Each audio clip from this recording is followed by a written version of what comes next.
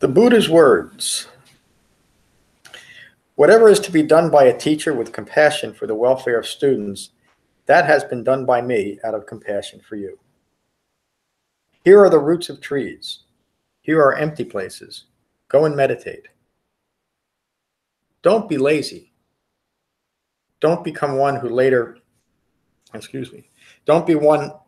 become one who is later remorseful. This is my instruction to you. It was out of great compassion, married with an awakened human being's wisdom, that the Buddha decided to teach, and then taught a singular meditation practice for his entire life with a singular purpose. And the words Shamatha and Vipassana, I know you've heard me say this many times. Shamatha means to quiet the mind or to develop a tranquil mind. Vipassana means to gain insight. Those two words aren't instruction. They just describe why we're meditating. And primarily we use meditation within the framework of the Eightfold Path to deepen concentration so as to be able to hold in mind the entire framework of the Eightfold Path as our framework, as our guide for awakening, to recognize what's holding us back.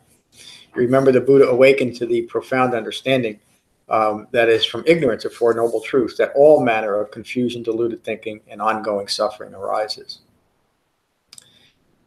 So the solution to the problem that the Buddha recognized is to develop wisdom or understanding where there was once ignorance of Four Noble Truths.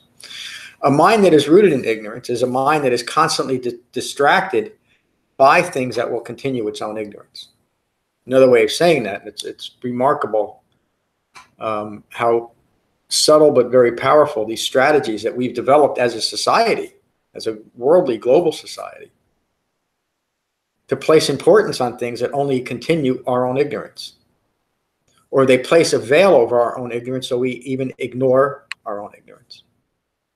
The Buddha recognized this, and he recognized the problem of a mind rooted in ignorance and rooted in deluded thinking is incapable of awakening unless there's some way of recognizing its own ignorance. And remember the problem of distraction. A mind that is distracted cannot recognize its own ignorance. In fact, that's the nature of distraction.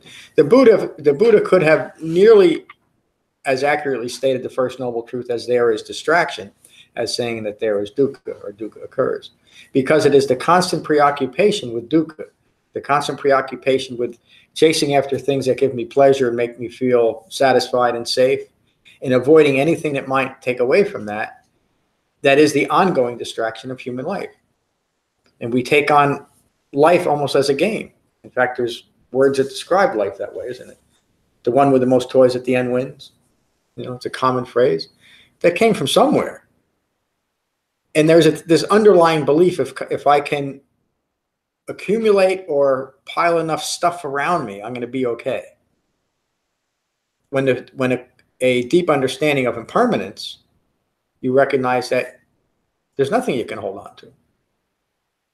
In fact, it is understanding the nature of impermanence that a well-concentrated mind is able to do. So that second part of Shamatha-Vipassana, the word Vipassana means insight. And it's a very specific insight. It's not a general insight into all things, although that's what follows. If the initial focus is that, just to notice general impermanence, we'll never get to the true goal because there's too many things to focus on. But to eventually get to the point where the mind is well concentrated enough to recognize the impermanence of our own thoughts and the impermanence of our own, most importantly, self-referential thoughts, then we're able to simply let them go. Without that proper perspective, we hold on to our views because we've established ourselves through our views. Now remember, these views are rooted in wrong views. So are you getting what I'm hoping to describe is what the Buddha did so eloquently in the Nagara Sutta? We get caught up in this feedback loop of what we've identified with. The Pali word for that is nama rupa, name and form. I've identified that this is me.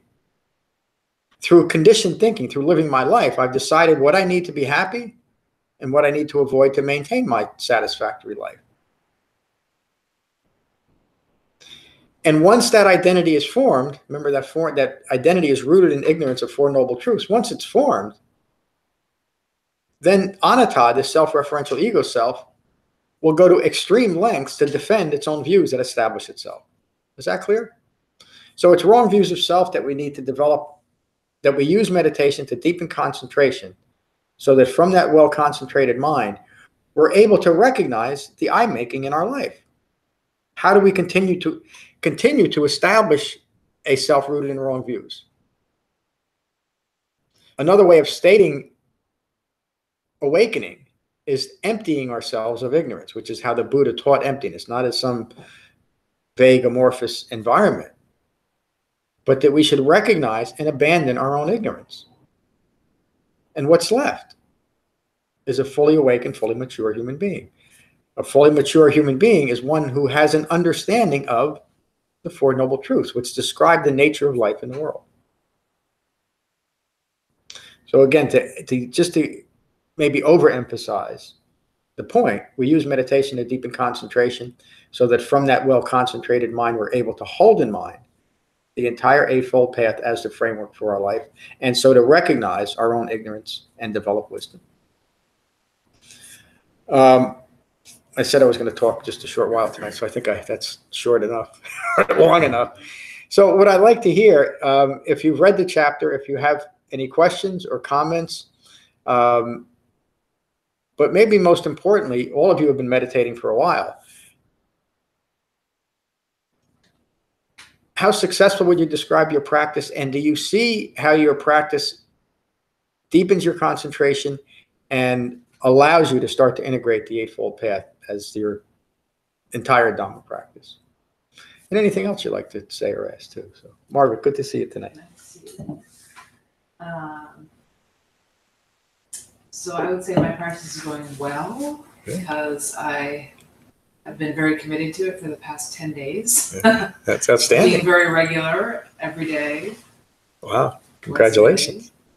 And I would say that I have noticed pretty profound focus that has come from that.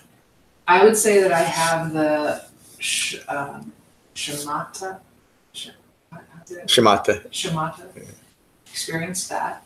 The Vipassana part, I'm still trying to figure out what that feels like, the insight side of it. Yeah.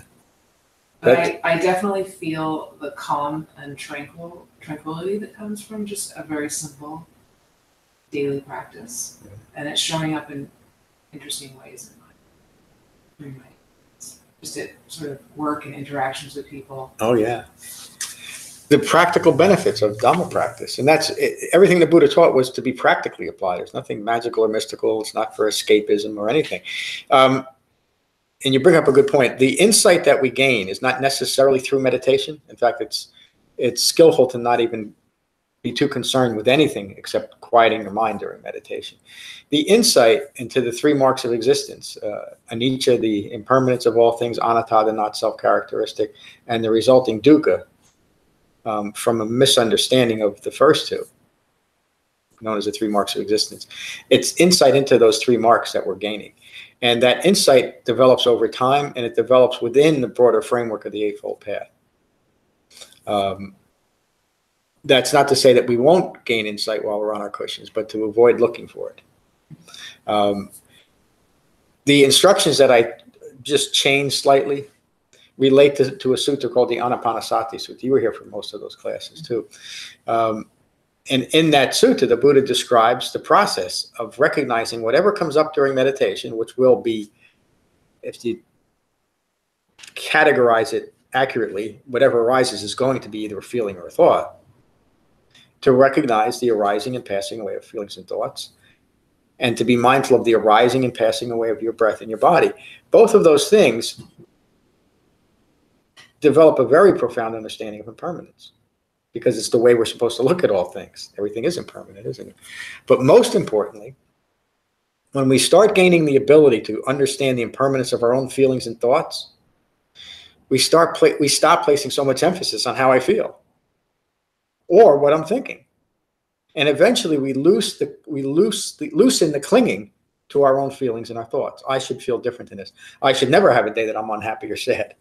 I should always be blissful and on cloud nine. It's just foolish thinking, isn't it? An awakened, fully mature human being is one who is able to be skillfully and mindfully engaged with life as life occurs without the need for anything to be any different. Understanding impermanence at its most profound level allows us to do that. As Lao Tzu said, once we understand the impermanence of all things, we'll let go of everything. Why hold on to anything if it's impermanent, especially a view of myself that I now have developed an understanding is rooted in ignorance and only can cause me confusion, delusion, deluded thinking, and suffering. I'll let it go. And I'll let it go not for any other reason except it's impermanent. It has no sustenance or sustainability in my life. It's just a feeling that has arisen, or even a thought, especially a thought that I've used to establish myself in the world in relation to myself. Even that thought takes constant attention to maintain, and that constant attention is the underlying stress that we all feel, and that medical science has now shown is probably the most debilitating effect on our health, is stress. And that constant need to establish a self-referential ego self that can never be established is the constant stress that we put ourselves under from wrong view. And that is part of gaining insight into the three marks of existence. So did I point you a little bit in the right direction? Yeah. Okay. And it really is just a continuation of practice that insight naturally develops. If we try too hard for it, it's like a carrot on a stick. But if we just understand the Buddha's path to awakening, meaning the Eightfold Path and the proper meditation technique, and then you start developing the broader framework, just like you're doing, you'll have many aha moments where you realize it and you just let it go. Another thing you said is recognizing the practical benefits during your moment-by-moment life is so important. We need to recognize that our practice is actually having benefit. Not so much that we should talk about it at our Sangha. It's good to support each other that way, but to keep ourselves engaged, to know that it's actually working. And in a very short while, you've developed some very practical benefits. That is remarkable. Thank you. Kevin. So it's interesting to read the chapter and to start with meditation, which is the 8th step, but it's also usually where most people begin, where I began. And to review it, it's a good thing to do that. I find that, I guess, one thing that evolved, or the biggest thing for me, has been in that struggle with trying to tame the baby elephant, or many different ways we can put it. When I first started, a year and a half ago or whatever, I was always very frustrated with myself and angry with myself, thinking I won't get it. One of these days I'm going to get it. I'll stop that. And now I can focus on my breathing and be gentle with myself and realize that my thoughts are going to occur, but they will be less and less, and they'll be less intrusive, and I'll be less focused on them. And it's good to be reminded of that and see how that does work. Yeah. Thank you. It's so important to understand that. I know I've probably told you quite a few times to not be so concerned about your meditation method that you're always able to remain mindful of your breath, but it's so hard to do. And we set being mindful of our breath as the goal. But when you understand that meditation is to deepen concentration, being mindful of the distraction of feelings and thoughts arising, or being distracted by your feelings and thoughts, is as important as being mindful of your breath, isn't it? Because it's when we're caught up in our thoughts again and we're able to recognize it from a very little measure of concentration, then we're able to be mindful of the breath. But being mindful that we're distracted is at least as important as being mindful of our breath. So the reason why I'm saying that is to get frustrated over it is getting frustrated over half of the practice that's important and that you're actually engaged inappropriately. You're noticing that you're caught up in your thoughts. Come back to your breath. Somebody asked me about this maybe a year ago now, but it was the first time I was ever asked this.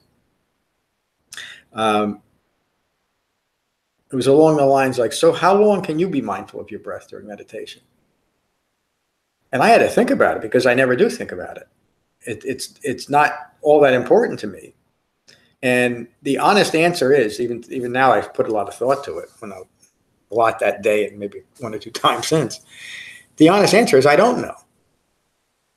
It's likely 3 or 4 or 5 minutes typically. And there may be some meditation sessions where I've been able to be mindful of my breath for maybe 8, 9, 10 minutes. If it's true, I mean, if that's true, I think it is. It's rare because I don't notice it often. But it also might be that every meditation session, I'm mindful of my breath for 5, 10, or 15 or 30 minutes because I don't know. It really doesn't matter. What I do know is from many years ago when my mind was constantly distracted and I never had any control of any thought, to a fairly well-concentrated and calm and peaceful mind. And to me, that's remarkable. And so whatever comes up during meditation, I simply come back to the sensation of breathing. And when 30 minutes is up, 30 minutes is up. That's my meditation practice. One of the ways that I got there, meaning overemphasizing experiences during meditation or even using other techniques to generate experience, once I was able to do that, then I was able to start expanding my meditation practice into the Eightfold Path. But initially, and this is true for most of us, because of the nature of anatta, self-referential ego self, almost everyone I've ever talked to that began a meditation practice can't help but try and find an experience in that meditation practice. And why is that?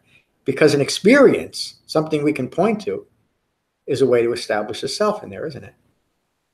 I had this grand mystical experience. Like you experienced something special. That's just distraction. Even during the Buddha's time, he studied with 2 famous spiritual meditation teachers, and they taught meditation techniques that the Buddha described. One is you enter a plane of neither nothingness nor not nothingness. Sounds a little crazy. Or a plane of perception or not perception. All that really is a substitute for using the technique to blank your mind. And how can you gain insight if you're not thinking? So even these instructions through the Anapanasati Sutta, the instructions that I give now, thoughts and feelings are always flowing. If we're alive and we have a human body and a human mind, remember this practice unites the body and the mind. A mind and a body is always processing information. There's always thoughts flowing. But we don't need to be attached to the thoughts or hypervigilant about what am I thinking now. The thoughts take care of themselves, much like the blood flowing through our body takes care of itself. In most cases, unless there's disease. And thoughts should be looked at that way. Especially during meditation. They're going to be flowing. And because I have a mind and a body, feelings will arise. It's the nature of a physical body to have feelings, physical feelings. And it's the nature of a mind and a body combined to have feelings that we would classify as emotions, which are usually thoughts or judgments about what's occurring. But it's the same thing. It's still an internal process. A mind united in its body can gain great insight into it, but it has to be present. That's the whole point of a well-concentrated mind is a mind that is concentrated on what's occurring in this moment. Doesn't mean that it's fixated. It means that it's present with life as life occurs. And then as we gain the framework of the Eightfold Path as the integrated framework for our life, then we start to see things from right view. And that contributes to an ongoing mind of peace and calm. It's one holistic and synergistic practice that is very, very simple to develop. But because we have conditioned thinking, because we have aversion, and we've created strategies to ignore our own ignorance, that is where the difficulty in meditation and incorporating the Eightfold Path comes in. Out of aversion, not for any other reason. Thank you, Kevin. Lisa, good to see you tonight. You here, John? Yeah, my meditation has been good, and I'm grateful for it because I ended up really sick in the last week and a half, like more sick than I have been for the last 5 weeks. So I'm on like my 4th course of antibiotics.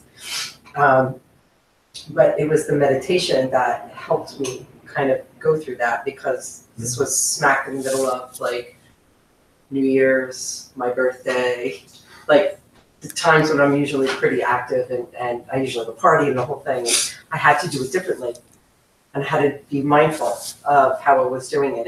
And just the meditation practice of it was allowing me to be present and be okay with whatever was going on, you know, doing the things that I needed to do.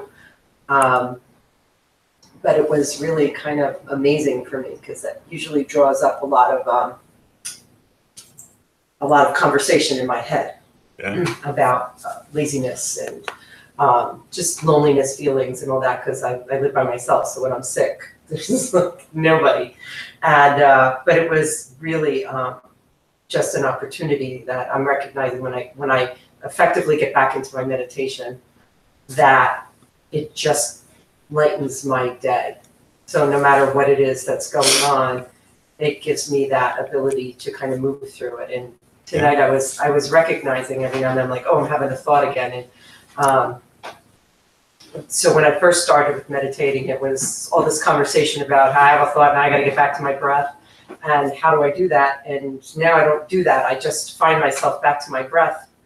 So like, it's like so automatic that kind of talking about it later is, as you said, like I don't really pay attention for how long I'm not paying attention anymore. Like I can spend a long time before I have a thought or a feeling that comes up while I'm sitting here. Or I'll have 5 or 6 things that come up in a row, and none of them are related because I haven't followed them. So that's that kind of peace of mind I get. And you know, the insight around that is just the insight of recognizing that, recognizing that I can just be, and that I can find contentment even when I don't feel good or things aren't the way I want them to be. But oh, wait a minute, they're just the way they're just the way they are. I'm not even supposed to be. They're just the way they are, and adjusting myself into that space because I have a practice that allows me to do that. And it's just been really freeing of not wanting it to be something so different. It was like, okay, this, and recognizing the impermanence of it. So when I look at the whole component, you know, and it just leads me into the Eightfold Path of write everything. If I put write everything into it, then it doesn't matter what's happening to me in the moment. I'm going to be out of that moment and into another one eventually, and back here on Thursday night. Thank you. If that made any sense at all. It did. I'm glad you're here. I'm glad you're feeling better. The simple method of being mindful when I'm caught up in my thoughts again, or reacting to a feeling and a thought, and coming back to the sensation of breathing interrupts the conditioned response to always be caught up in our thoughts. And so you do feel it off your cushion. You feel that sense of spaciousness. There is some interruption that carries over off our cushion. Not always, but we start developing a recognition of a more calm and peaceful way of living in the world. And it is just that practical. One of the reasons why I don't suggest that people start with long meditation sessions when they're first starting out, unlike most places will tell you got to start with at least 45 minutes. If they even teach meditation as a worthwhile tool, is it's just too difficult. But anybody can begin to sit quietly for just a few minutes. And as you deepen that experience and slightly lengthen it as time goes by, adding a minute or two here and there, and start developing the Eightfold Path, you do see that it's a mutually supportive practice. It's not just meditation. You understand why the Buddha didn't just teach meditation. Thank you. I'm glad you're here. Diane, good to see you tonight. So good to be here. I was walking across the street to come here, and I know this is ego or I'm making, but it's cool anyway. I'm going to say anyway. So I was walking across the street, and this country western song went through my head, and I thought, oh, what is that doing in there? Get out! And then I thought, then the next thought came, oh, that's okay. The quality of my mind is okay. That's okay. And then I thought, oh, my mind's not mad at me. Mhm. And that was years ago I wrote this poem of God's not mad at me. And that was, at that time, a big aha moment, because I was like raised that God was mad at me, and then to just walking across the street that, oh, my mind is not mad at me. I've been kind of not consciously but just mulling over this, the quality of your mind. Quality, the word quality to me means something of excellence, something of good stuff. And when you ask me at the end, when you ask the group at the end of the meditation, notice the quality of your mind, I think about what I was just thinking about, and I think, oh God, I don't want to tell him the quality of my mind right now. But the thing that I'm realizing is that I don't think I'm afraid of my mind as much as I used to that I thought that it would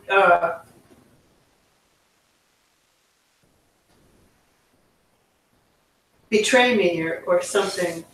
I was raised being told I was stupid, and I think there are remnants of that in there, but some of those voices are, the more I meditate, those voices are dissipating. And it was just so cool to come across this street and think, oh, my mind's not mad at me. That's all right. I can live with that. And I know that's impermanent too. But I want to remember the moment that my mind wasn't mad at me. And it's just so many benefits of the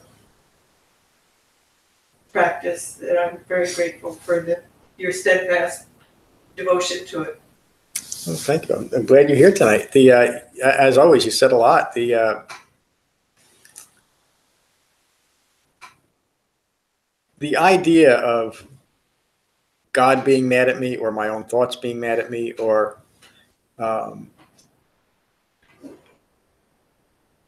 God bestowing blessings on me, and I'm not saying there's no way that could be possibly true. The problem is what a mind rooted in wrong views does with the notion of God. And God becomes a repository for all of its wrong views, doesn't it?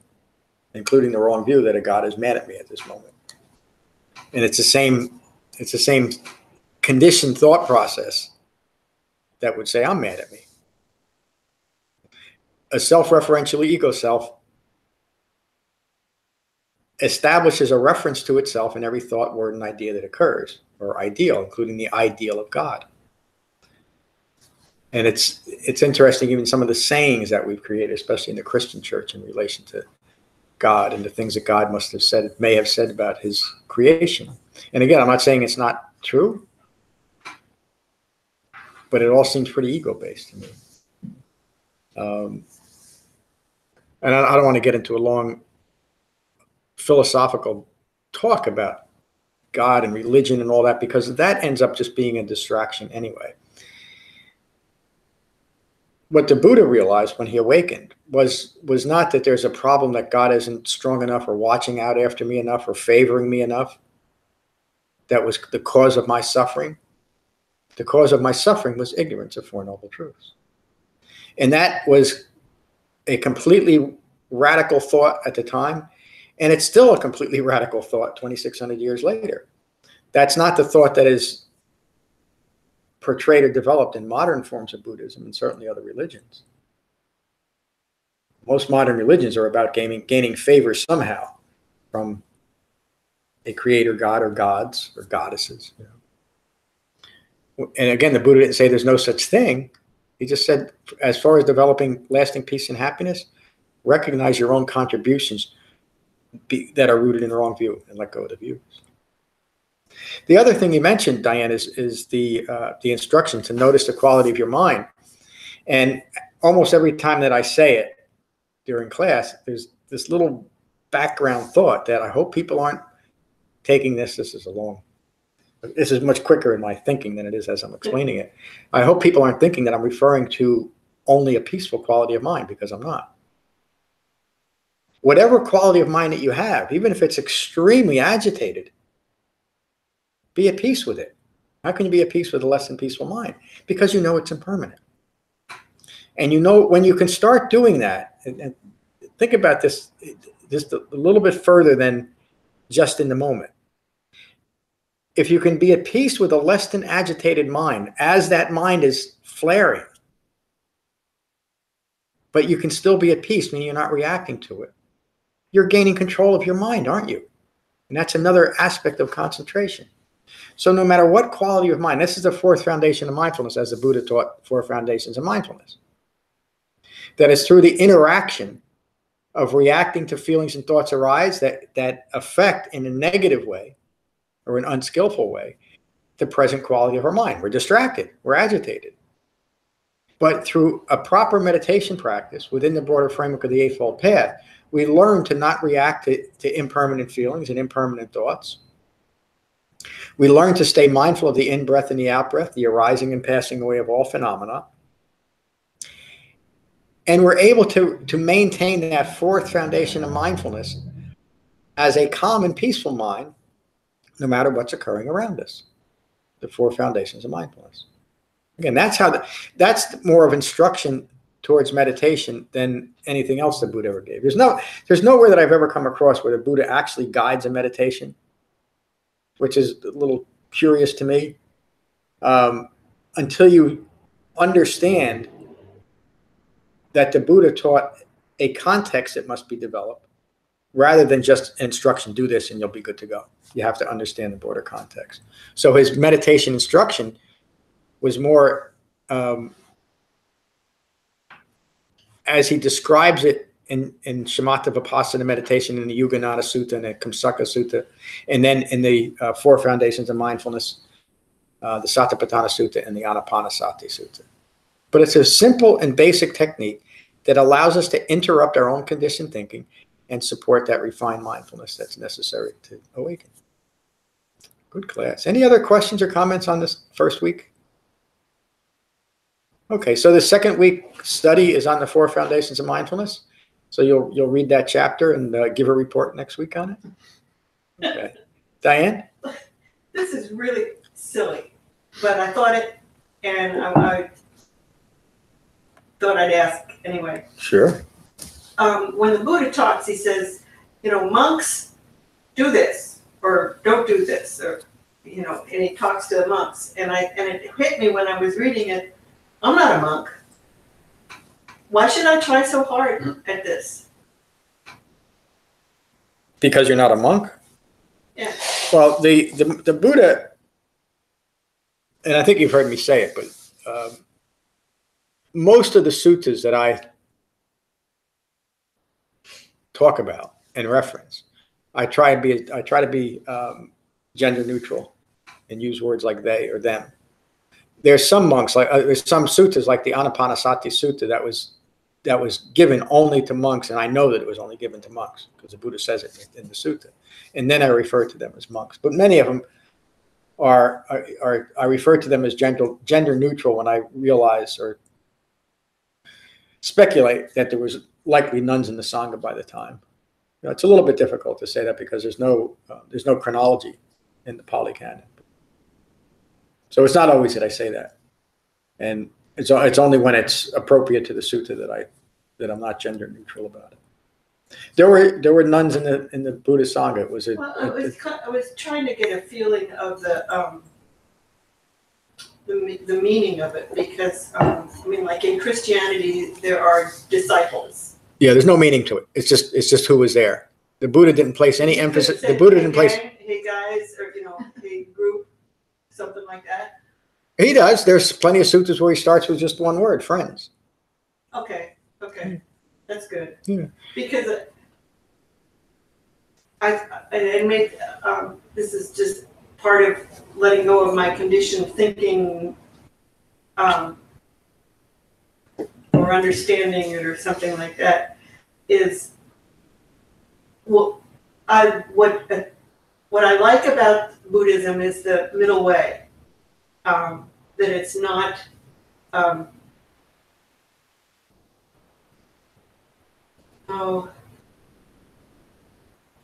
think sometimes that you can consider it the only way, but I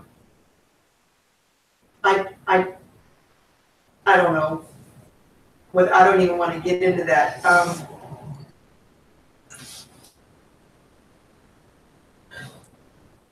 It's like I always felt I did Christianity wrong because stuff happened in my life that I didn't want to happen. So I must have done something wrong.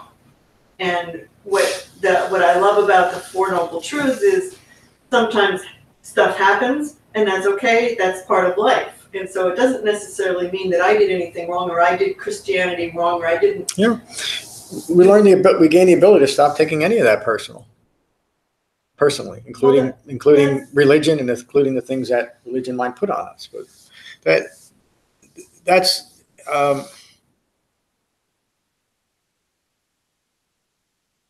you got me a little bit off of it. The middle way refers to not that it's the only way. It's the only path the Buddha ever taught. It's the only path that I'm interested in, but saying that it's the only way doesn't relate. The appellation that it's the only way just doesn't relate to it. It happens to be what it is, and we develop it or we don't. It's very, very difficult, especially initially, to not confuse what the Buddha taught with religion and try to relate to it in the same way, meaning even relate to what the Buddha taught and try to relate to it the way we used to relate to religious practices. It just doesn't fit. But because of conditioned thinking, we want to make anything that points towards salvation as salvific. Of course, the Buddha didn't see himself as a savior. He didn't teach a salvific religion. He simply taught a practical way of living in the world. So it's as we develop the Dhamma, we begin to lose the need to cling it to something other than what it is. So it's not that it's the only way. It happens to be the only path that the Buddha ever taught. He didn't teach anything else. So for me, if I'm going to practice Buddhism, I want to practice what an awakened human being taught, not something that has developed over the years, because I found all that confusing. The idea of gender neutrality in the Pali Canon is just something that you have to understand by reading it and understand he didn't just teach monks. He didn't just teach nuns. He taught monks and nuns. His way he referenced who was in front of him changes throughout the suttas. But did common people come to him? All the time, yeah. I mean, some of the most famous suttas are to large groups of people. But pretty quickly, within 3 or 4 months of the Buddha's teaching career, there were already 1,000 people following him. But one of the most famous suttas, the Ratana Sutta, was given to a town. I remember that he starts that with friends. But again, maybe just to put the fine point on something I just said, because it's so important, we do the Buddha's teachings a disservice by constantly trying to reconcile it with religions, especially ones that we've been conditioned to believe are describe reality. It's just something different. That's all. It's as different as from Christianity as bowling is.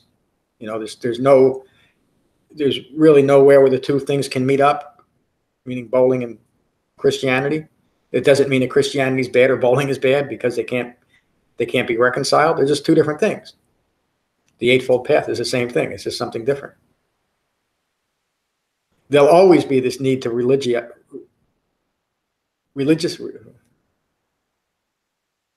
make the Buddhist teachings in some way religious, but that's just from conditioned thinking. It's not because of there's something lacking in the Buddhist teaching that it is used that way, or even altered and embellished to the point where it's almost unnoticeable. In a lot of modern practices, that's what human beings do because of dukkha.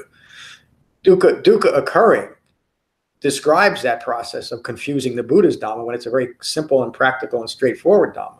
It's our minds that make it confusing, not the Buddhist teachings. Lisa? Essentially, when I think of what we learn here, I don't think, I started to think of it as Buddhism, but I don't. I think of it as the process that the Buddha taught. Yep, that's the best way to look at it. That is how I look at it. So it fits into whatever I need it to fit into, because it's a process. So as long as I can take this process and I can place it, I'm reading a very interesting book right now that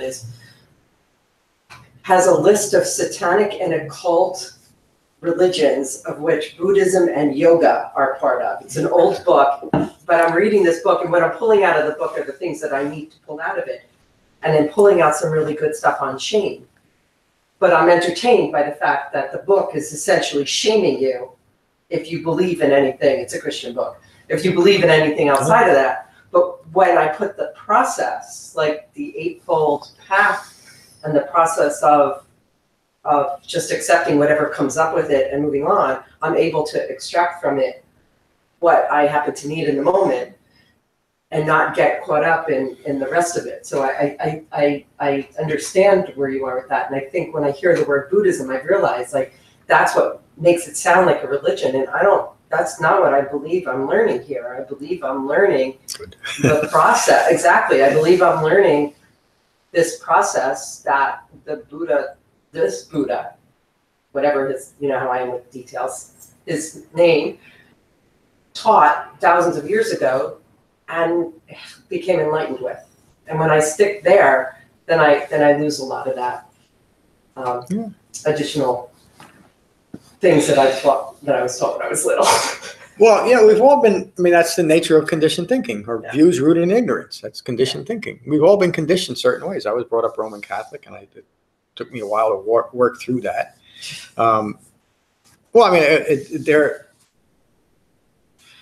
My parents, really more my mother than my father, they took some comfort from their Catholicism. It always surprised me that, I don't want to get into philosophical debate. They took, especially my mother, she was able to take some comfort, but no real understanding of herself in the world. And she was a brilliant woman, and again, it's not, maybe we shouldn't look at, and I probably shouldn't say it even that way, that it's not religion's responsibility to give us insight into who we are, is it? It's a religion's purpose to guide us in certain ways during our life. And in some religions, we'll promise a reward if we do it right. That's pretty good, isn't it? My problem with it just never made sense to me. So, I couldn't follow something that didn't make sense.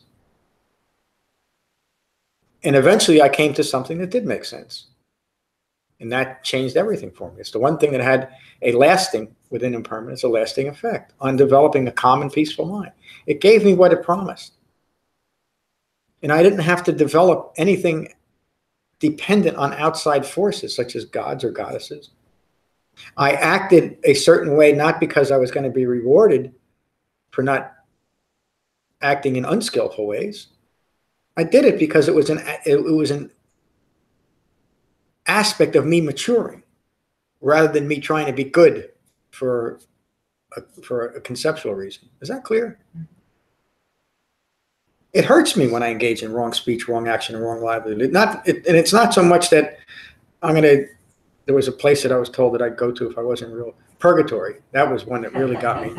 If you're not real bad, you go here for a little while. That's because we're living in it. Yeah, well, but the idea is that even those things, I'm not trying to put them down. I should say that too. Online. I'm not trying to put those down as silly notions. To me, they're silly notions. To other people, they should be taken seriously. And they deserve the respect that they deserve. And I suppose I could still be a Roman Catholic if it was important to me and develop what the Buddha taught. I think at some point you'd come up against some hard to reconcile beliefs. But again, it's as what the Buddha taught is as different from religion as it is from bowling, as bowling is from religion, or playing baseball or knitting or anything else, or reading a book. It's all different things. And we don't have to try to reconcile things into one grand understanding, although there's always that push. And so when we start developing a Buddhist practice, if we were conditioned by religious beliefs, we're going to try to reconcile it to those beliefs and try to make connections where we really shouldn't be trying to make connections. One thing is one thing and something else is something else. You bring up some good points with Diane. Thank you. So a good class.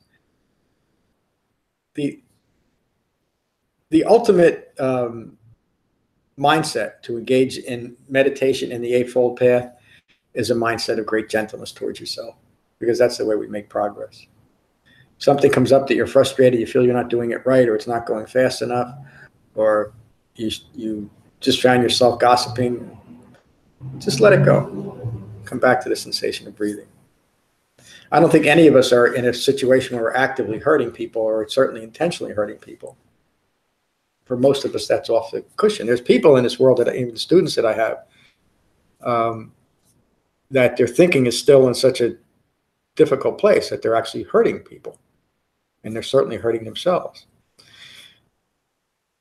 As we begin this practice and we learn to be gentle with ourselves, we learn to stop judging ourselves harshly in any way. And that doesn't mean to ignore behavior that we need to change or to act in an antisocial way. But one of the great stories in the Pali Canon is the story of Angulimala, the murderer. And you all heard the story. I won't get into the whole story, but Angulimala was a guy who was bloodthirsty, and he loved killing people. And he loved letting other people know that he was a killer too. He cut people's fingers off and he made a necklace. He must have stunk. And other things. The Buddha ran into Angulimala one day, and he knew immediately what this guy was about. He didn't say one harsh word to him. He didn't have to condemn him to the fires of hell forever. He didn't have to explain to him that since he murdered 99 people, he was going to have to be murdered 99 times, because that's not what karma means. He simply taught Angulimala the Dhamma. And Angulimala awakened, and he never hurt another soul. That's how we treat ourselves, with that great gentleness that the Buddha showed Angulimala. That's far enough. That's good. It's an important thing to understand. No matter what we've done in our past, whether it's horribly egregious towards others and towards ourselves, or if we've just been a nudge like my dad was his whole life. He's almost 100. He's still a nudge. It's just the way we are. And if we're acting in ways that are hurtful towards others or towards ourselves, recognize it and stop it. But don't judge yourself harshly about it. So important. Okay, got a little bit off topic. But any other questions or comments? We'll read the next chapter on the 4 foundations of mindfulness, and we'll discuss that next week. So we'll finish with metta. So find your relaxed meditative posture, and gently close your eyes and gently close your mouths.